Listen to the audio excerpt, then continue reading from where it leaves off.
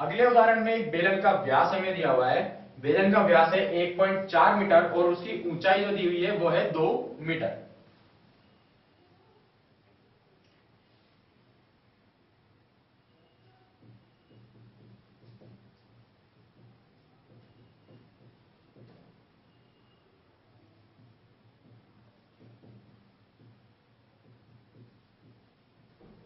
ऊंचाई बराबर 2 मीटर। माने कि हम ये जो बेलन है एक रोलर बनाता है। अगर हम इस रोलर को जमीन पर चलाएं तो ये कुछ चक्कर लगाएगा।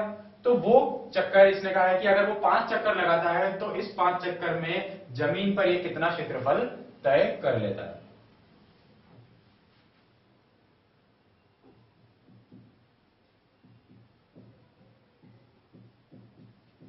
बेलन द्वारा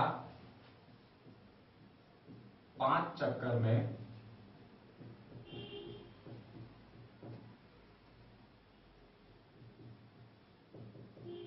कितना क्षेत्रफल तय होगा।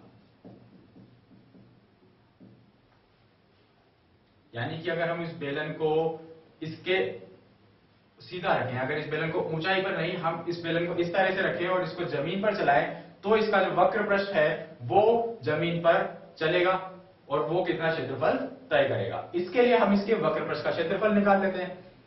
एक पूरे चक्कर में एक पूरा वक्र पृष्ठ इसका चल जाएगा।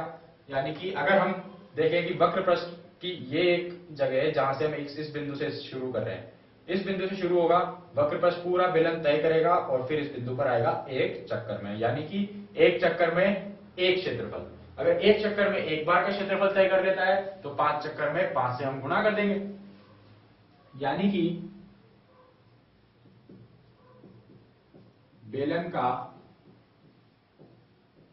वक्र पृष्ठ का क्षेत्रफल वो होगा 2 पाई आर एच। यानी कि 2 गुणा 22/7 गुणा आर। आर यानी कि त्रिज्या, हमें तो व्यास दिया हुआ है और हम जानते हैं कि त्रिज्या निकालने के लिए हम व्यास को आधा कर सकते हैं। इसके बाद ऊंचाई, ऊंचाई हमें दी हुई है 2।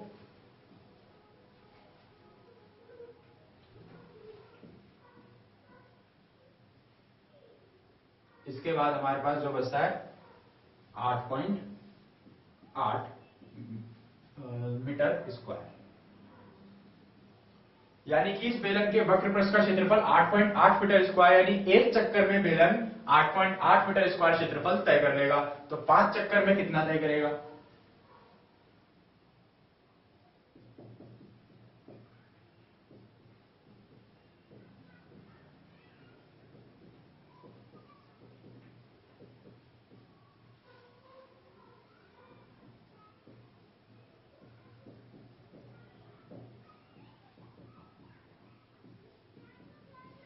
एक चक्कर में 8.8 मीटर स्क्वायर तय करता है, तो 5 चक्कर में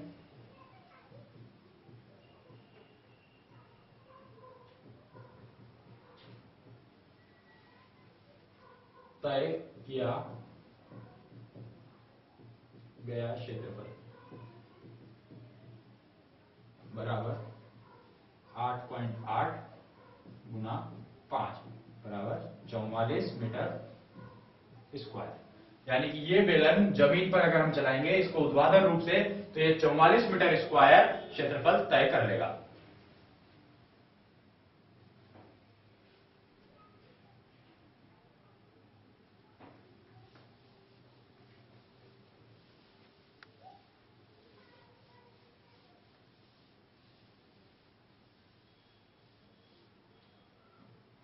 यह हुई एक साधारण बेलन की बात।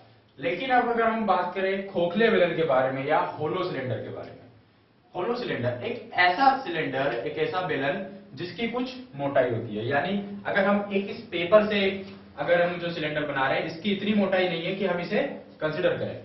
लेकिन अगर एक ऐसा बेलन बनाया जाए जिसकी कम से कम इतनी मोटाई हो या इससे भी ज्यादा थिकनेस हो, बड़े बड़े बेलन को अगर हम इस तरह से कंसिडर कर सकते हैं, तब हमें पृष्ठीय क्षेत्रफल दो तरह से ज्ञात करना पड़ जाता है। क्योंकि उसमें पृष्ठीय क्षेत्रफल में जैसा हमने बात करी, पृष्ठीय क्षेत्रफल वो है जिस पर हम पेंट कर सकते हैं या कवर चढ़ा सकते हैं।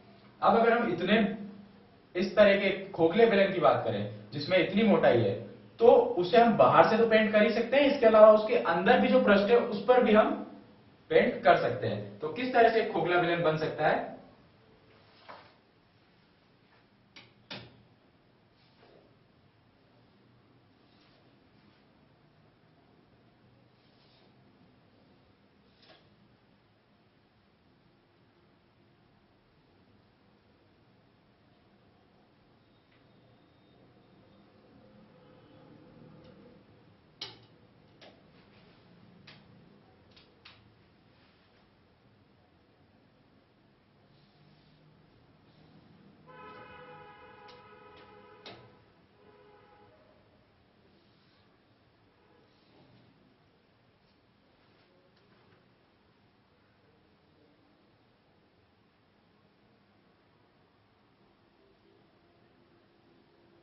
यह है हमारा हॉलो सिलेंडर।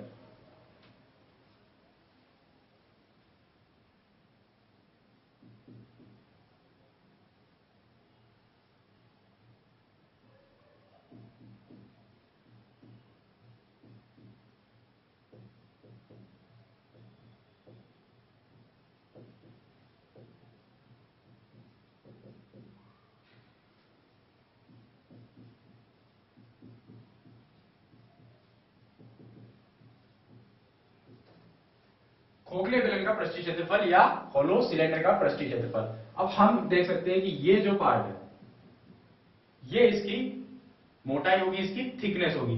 अब हम बाकी का जो बचा हुआ है वक्र पृष्ठ, इस पर हम पेंट कर सकते हैं और फिर इससे अंदर जाकर इसमें भी हम पेंट कर सकते हैं। तो इसमें जो क्षेत्रफल होगा वो बढ़ जाएगा। अब वो क्षेत्रफल हमें किस तरह से निकालना है? बेलन के वक्र पृष्ठ का क्षेत्रफल निकालने के लिए हमें दो तरह की त्रिज्याएं मिलेंगी। पहली त्रिज्या बाहरी, जिसको हम कैपिटल आर से दर्शा लेते हैं, और दूसरी त्रिज्या अंदर के छोटे बेलन की, जो कि स्मॉल आर से दर्शा। अब बाहरी बेलन की एक बार हम बात करें तो बाहरी बेलन का क्षेत्रफल होगा 2 पाई कैपिटल आर एच, और अंदर के क्षेत्रफल भी हम अगर इसमें जोड़ दें 2 पाई स्मॉल आर एच। ये तो हुए वक्र पृष्ठ के क्षेत्रफल। अब इसमें हम आधारों को जोड़ें, ये आधार और ये आधार। एक बार पूरे बाहरी दोनों आधारों को ले लें तो हमारे पास बनता है 2 पाई कैपिटल आर स्क्वायर। लेकिन अब हम जैसा कि जानते हैं ये बेलन तो खोखला है, यानी कि यहां का जो आधार होगा वो होगा ही नहीं, केवल इस पार्ट का क्षेत्रफल आएगा। तो हमें इस छोटे वाले आधार को घटाना पड़ेगा। तो छोटे वाला आधार को अगर हम घटाएं तो ये बचता है 2 पाई स्मॉल आर स्क्वायर। इस पूरे सूत्र को हम थोड़ा सा और छोटा कर लें, 2 pi R H plus 2 pi small R H plus इसमें से अगर हम 2 पाई कॉमन ले लें तो हमारे पास बचता है capital R square minus small R square. हमें सूत्र याद है A square minus B square के हिसाब से अगर इस सूत्र को बनाए, इस पूरे में से 2 पाई कॉमन ले लें, उसके बाद या इसको अभी सिर्फ इतने में से अगर हम 2 पाई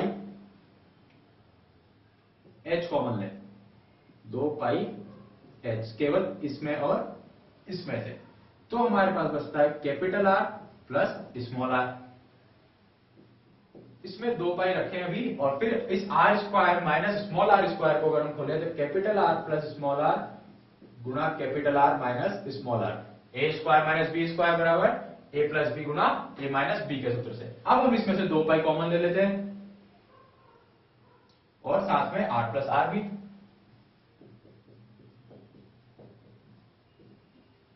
तो अब हमारे पास जो बचता है H plus R minus small R. यह सूत्र बेलन के कुल पृष्ठ का क्षेत्रफल, एक खोखले बेलन के होलो सिलेंडर के कुल पृष्ठ का क्षेत्रफल 2 पाई गुणा बाहरी त्रिज्या प्लस आंतरिक त्रिज्या, ऊंचाई प्लस बाहर की त्रिज्या माइनस अंदर की त्रिज्या।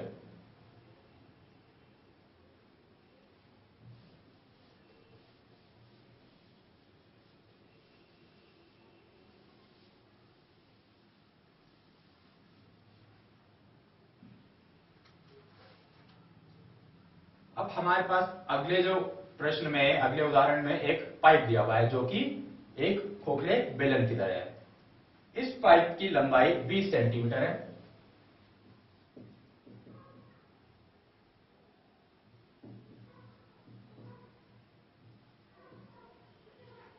पाइप की लंबाई बराबर 20 सेंटीमीटर। बाहरी व्यास 25 सेंटीमीटर। बाहरी व्यास बराबर 25 सेंटीमीटर। अगर बाहरी व्यास 25 सेंटीमीटर है तो बाहर की त्रिज्या कितनी होगी?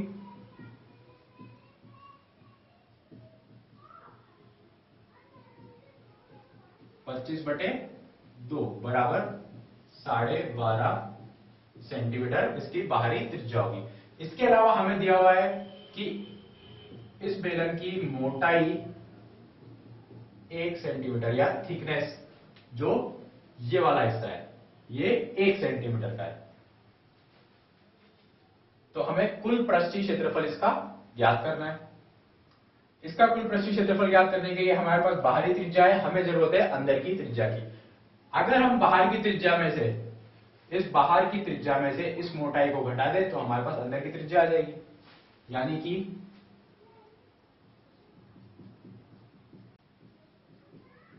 बराबर 12.5 माइनस 1 बराबर 11.5 सेंटीमीटर। अब हम हमारे सूत्रों को लगाएं।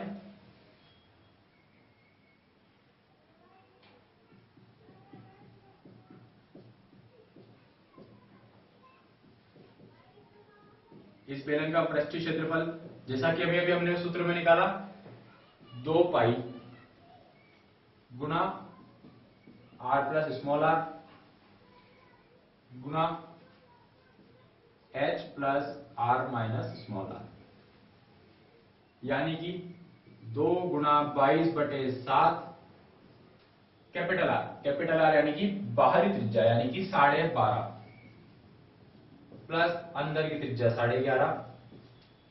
ऊंचाई, इस बेलन की ऊंचाई इसकी लंबाई होगी, यानी कि 20 प्लस 12.5 माइनस 11.5। इसको हम जब सॉल्व करते हैं तो हमारे पास आता है 3168 सेंटीमीटर स्क्वायर। 3168 सेंटीमीटर इस खोखले बेलन का पृष्ठीय क्षेत्रफल होगा।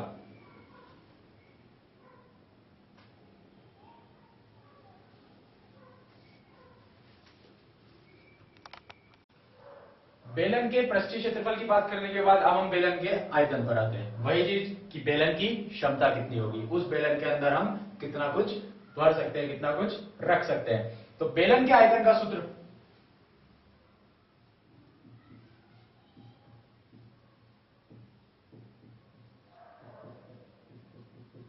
बेलन का आयतन का सूत्र होगा pi R square H. Pi R square H, H ऊंचाई बेलन की और आर उसकी त्रिज्या होगी। पाई आर स्क्वायर एच उस बेलन का आयतन होगा। इसके अलावा अगर खोखले बेलन के आयतन के बारे में हम बात करें,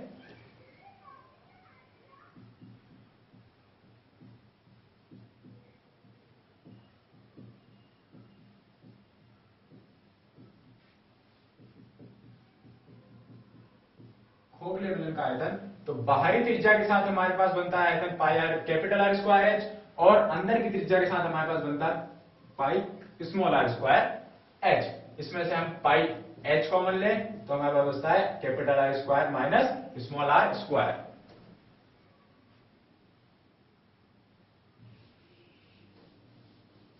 बेलन के आयतन पर 2 उदाहरण हम देखते हैं। पहला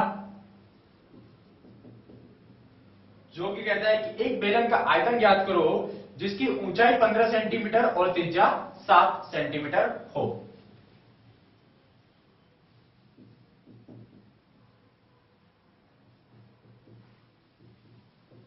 बेलन का आयतन ज्ञात करो जबकि ऊंचाई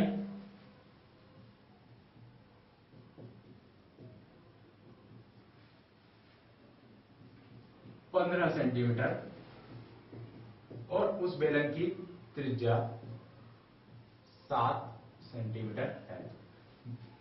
ऊंचाई है, त्रिज्या है हमारे पास, और हमारे पास सूत्र भी है। सिंपल सा हमें ये चीजें उठाकर उस सूत्र में रखनी है। आयतन बराबर होगा पाई आर स्क्वायर एच के। पाई बराबर है 22/7, आर यानी कि त्रिज्या बराबर है 7 स्क्वायर के, और एच यानी कि ऊंचाई। इन सबको सॉल्व अगर हम करते हैं उसके बाद हमें बेलन का आयतन मिलता है 2310 सेंटीमीटर क्यूब।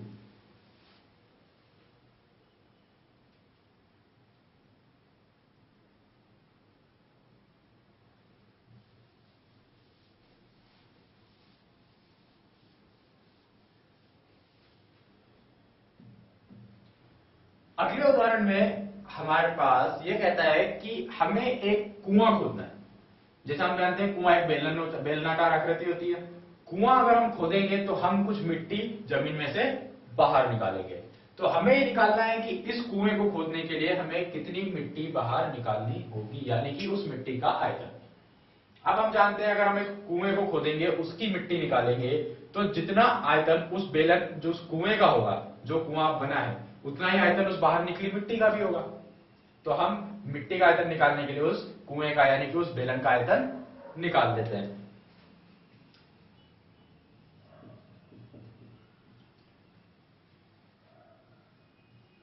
बाईस 22.5 मीटर गहरा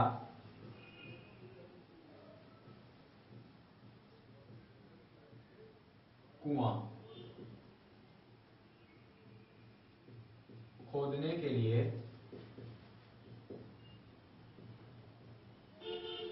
कितनी मिट्टी की आवश्यकता होगी?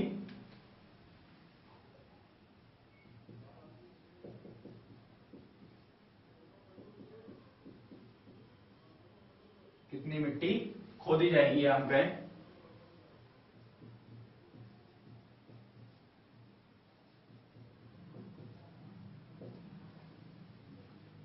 अगर हमें उस जो बेलन हमें कुआं हमें बनाना है उसका व्यास दिया हुआ है 7 सेंटीमीटर, यानी कि त्रिज्या होगी 7/2 यानी कि 3.5 सेंटीमीटर। अब हम बिल्कुल उसी तरह से सूत्र में हम मान रखेंगे। त्रिज्या हमारे पास है, ऊंचाई क्योंकि हमें गहरा कुआं खोदना है वही उसकी ऊंचाई होगी, हम उस सूत्र में रखें। आयतन, कुएं का आयतन निकालने के लिए हम बात करेंगे पाई आर स्क्वायर एच की। पाई हमारे पास है 22/7, आर यानी कि त्रिज्या जो कि है 3.5 स्क्वायर गुणा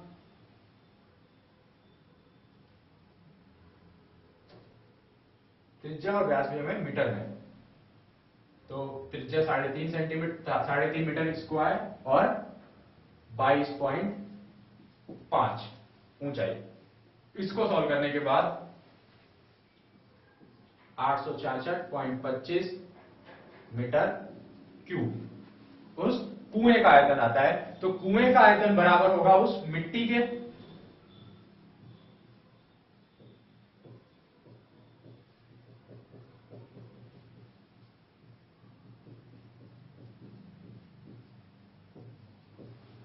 मिट्टी का आयतन जो कि होगा 866.25 मीटर क्यूब। तो ये हुआ हमारे उस मिट्टी का आयतन जो हमें जरूरत है कुएं को खोदने के लिए। अगली आकृति हमारे पास है शंकु या कोण। शंकु की आकृति किस तरह से हम बना सकते हैं? हमारे पास बेलन होता है, जैसा कि हम जानते हैं बेलन की आकृति कुछ इस तरह से होती है।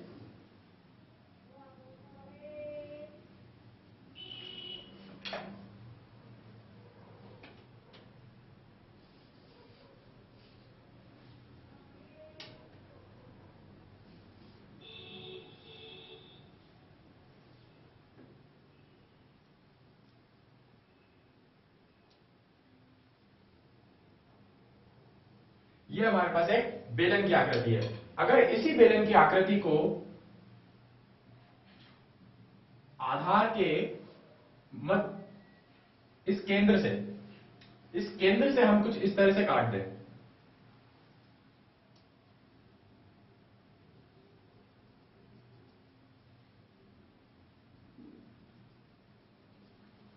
तो ये जो हमारे पास क्षेत्र बचता है ये एक शंकु की आकृति बनाता है, जो कि आकृति कुछ इस तरह से होती है। शंकु की आकृति हम देख सकते हैं, इसमें यहां पर इस तरह से जो ऊंचाई जा रही है जिसे हम तिर्यक ऊंचाई या स्लैंट हाइट कहते हैं। अगर हम इस आकृति को खोलकर देखें तो यहां पर एक वृत्त का चाप बनता है।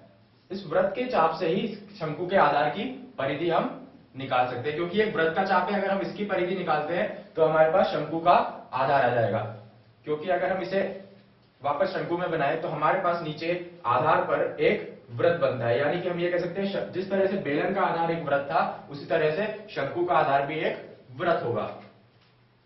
तो शंकु की आकृति कुछ इस तरह से हमें मिलेगी।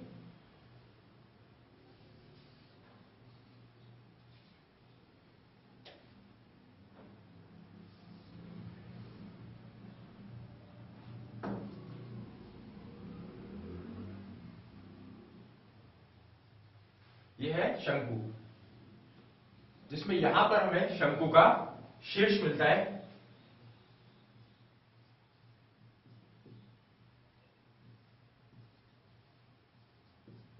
शंकु का शीर्ष या वर्टेक्स।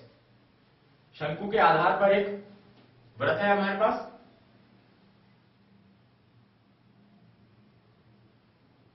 यह हुई शंकु की ऊंचाई।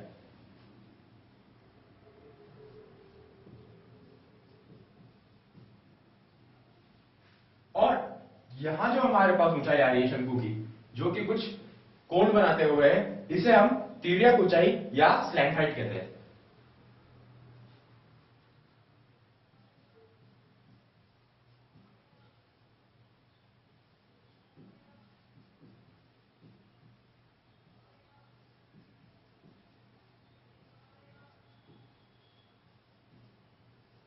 Slant height.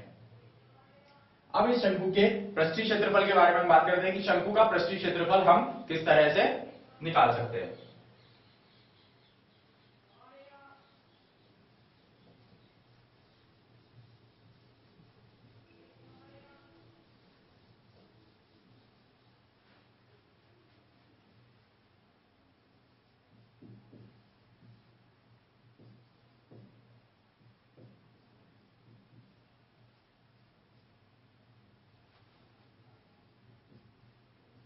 शंकु का पृष्ठीय क्षेत्रफल या कोण का पृष्ठीय क्षेत्रफल, इसके लिए हमारे पास सूत्र है पाई आर एल, जहां पर पाई की वैल्यू 22/7, आर शंकु के आधार की त्रिज्या और एल शंकु की तिर्यक ऊंचाई होगी।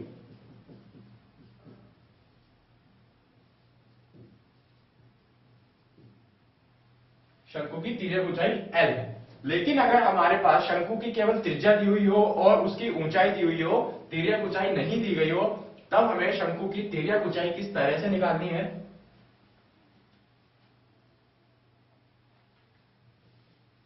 उसके लिए हमारे पास जो सूत्र है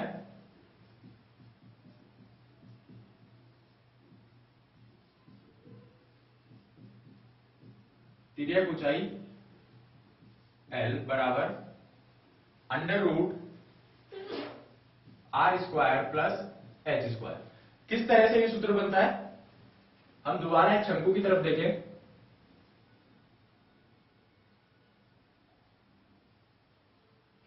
इस शंकु में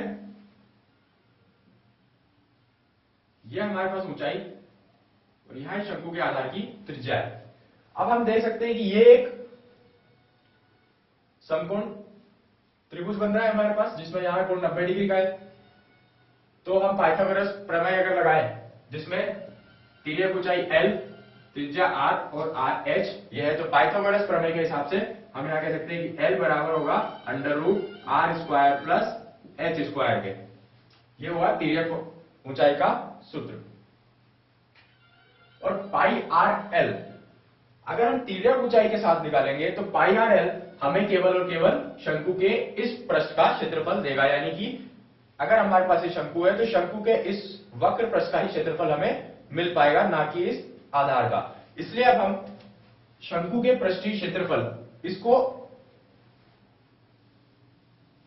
कहेंगे वक्र पृष्ठ का क्षेत्रफल, और अगर हम उसमें आधार को जोड़ दें तो हम उसे कहेंगे कुल पृष्ठीय क्षेत्रफल।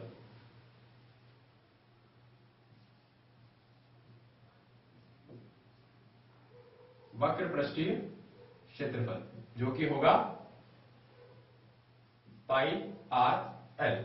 और कुल पृष्ठीय क्षेत्रफल अगर हमें निकालना है तो हम शंकु के वक्र पृष्ठीय क्षेत्रफल में आधार का भी क्षेत्रफल जोड़ देंगे। अगर हमारे प्रश्न में केवल यह लिखा हुआ है कि शंकु का पृष्ठीय क्षेत्रफल ज्ञात कीजिए, जिसमें ना ही वक्र पृष्ठ दिया गया है और ना ही ये कहा गया कि कुल पृष्ठीय क्षेत्रफल ज्ञात कीजिए, तो पृष्ठीय क्षेत्रफल अगर लिखा हुआ है तो हमें कुल पृष्ठीय क्षेत्रफल निकालना होगा।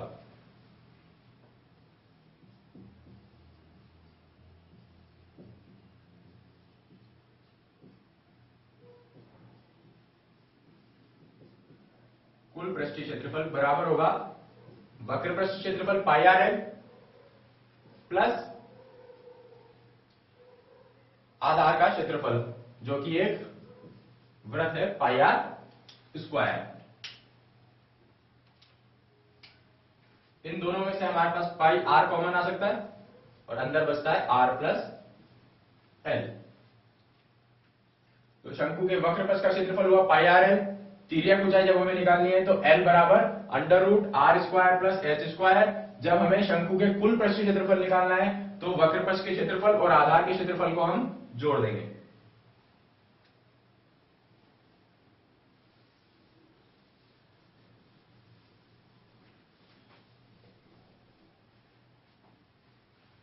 हमारे पास इस उदाहरण में हमें शंकु का वक्र पृष्ठीय क्षेत्रफल निकालना है, जिसमें दिया गया है कि शंकु की त्रिज्या 3 सेंटीमीटर और उसकी ऊंचाई 4 सेंटीमीटर है।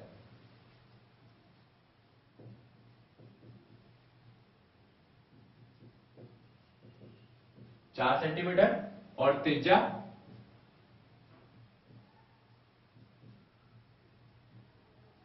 3 सेंटीमीटर है। तो इस शंकु का वक्र पृष्ठीय क्षेत्रफल निकालना है।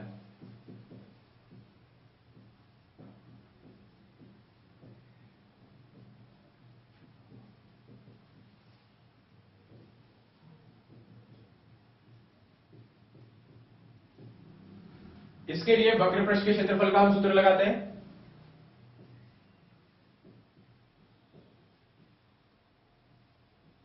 वक्र पृष्ठीय क्षेत्रफल का सूत्र होता है पाई आर एल।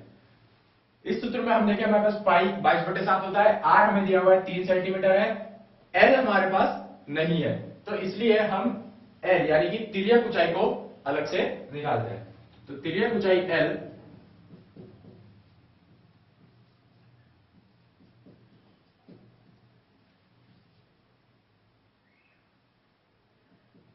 एल एल हम जानते हैं under root R square plus H square होता है। त्रिज्या हमारे पास है 3 का स्क्वायर प्लस ऊंचाई हमारे पास है 4, तो हम लिखेंगे 4 का स्क्वायर। एल बराबर हुआ 9 प्लस 16 बराबर 25 और 25 का अंडर रूट 5, तो तिर्यक ऊंचाई 5 सेंटीमीटर होगी। तो अब हम इस तिर्यक ऊंचाई की जगह पर 5 रख सकते हैं। 22/7 गुणा त्रिज्या 3 गुणा तिर्यक ऊंचाई 5, इससे हमें वक्र पृष्ठ का क्षेत्रफल मिलता है 62.85 सेंटीमीटर स्क्वायर। तो शंकु के वक्र पृष्ठ का क्षेत्रफल हुआ पाई आर एल, जिसमें 22/7 हमारे पास पाई का मान है, 3 हमें त्रिज्या दी हुई है, एल तिर्यक ऊंचाई हमने त्रिज्या और ऊंचाई के सहायता से निकाली 5 सेंटीमीटर, वो यहां रखने पर हमारे पास आता है 62.85 सेंटीमीटर स्क्वायर वक्र पृष्ठ का क्षेत्रफल।